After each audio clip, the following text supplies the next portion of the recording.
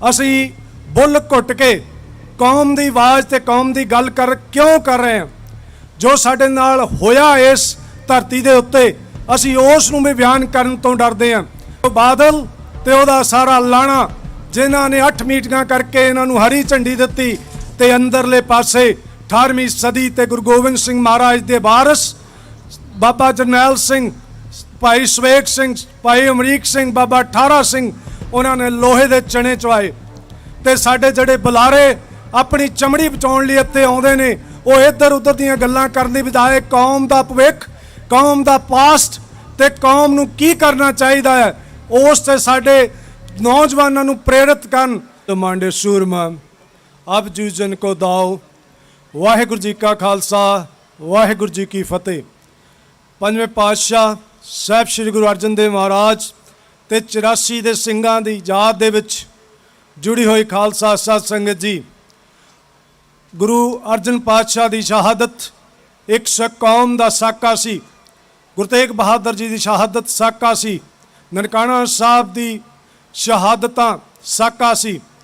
ते साडे ते तीजा घल्लूकारा हिंदुस्तान की गौरमेंट ने जो 84 दे विच कीता वो 500 सिंह ਸਿੰਘਣੀਆਂ अपनी अजमत, अपने इष्ट, अपने धर्म ते माणमत्त इतिहास नूं चार चंद लाउंदे होए शहीद होए। असी अज तक ये गल्लां सुणदे आ रहे कि असी अपना इतिहास किसी नूं नहीं दस सके, साडे ते जुल्म किन्ने होए आ। असी बेनती करदे हैं जिहड़े बुलारे ने जां पहलां बोल के गए ने, असी बुल घुट के कौम की आवाज़ ते कौम की गल क्यों कर रहे हैं।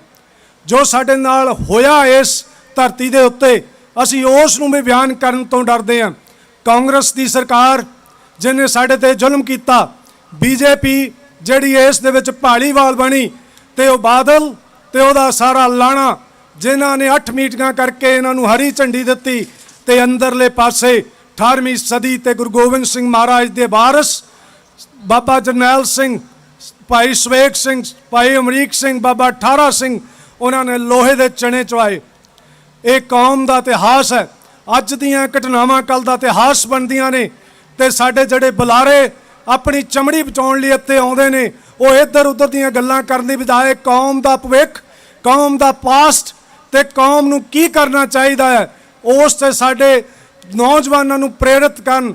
साडे पास टाइम दे विच स्टेज जदों करदे हैं थोड़ा बहुता तां समा हो जाता है, थोड़ी लंबी हो गई है। असी जिन्हां शहीदां नूं याद करदे हैं उन्हां दी याद दे विच साडे पास डॉक्टर इफ्तिकार चीमा जिन्हां ने कैनेडा फ्लाई करना, डॉक्टर अमरजीत सिंह होरी उन्होंने भी लेट हो रहे हैं, उन्हों का समा थोड़ा जिहा चेंज करके अगे किया गया है। मैं बेनती करा डॉक्टर इफ्तिकार चीमा जो यूनाइटेड नेशन के रिलीजियस चैप्टर के परमानेंट मैंबर ने, वो सिखां की गल यूनाइटेड नेशन में रखते हैं, वो साडे पास मौजूद ने। मैं अपना समा घट लेंदा होया डॉक्टर इफ्तिकार चीमा नूं आप सामने बेनती करदा कुछ विचार रखन जो कौम ने पिछे 18वीं सदी तो 21वीं सदी तक का इतिहास ते उस विच घटनावां उस नूं संगतां दे रूबरू करन ते इत्थे जिन्हां दी याद विच जुड़े आ, जिन्हां ने साडे लई खातर मरे ने उन्हां नूं याद करदिआं होया खालिस्तान दे 5 जकारे आपां छड्डीए। खालिस्तान, खालिस्तान, खालिस्तान, खालिस्तान। वाहिगुरू जी का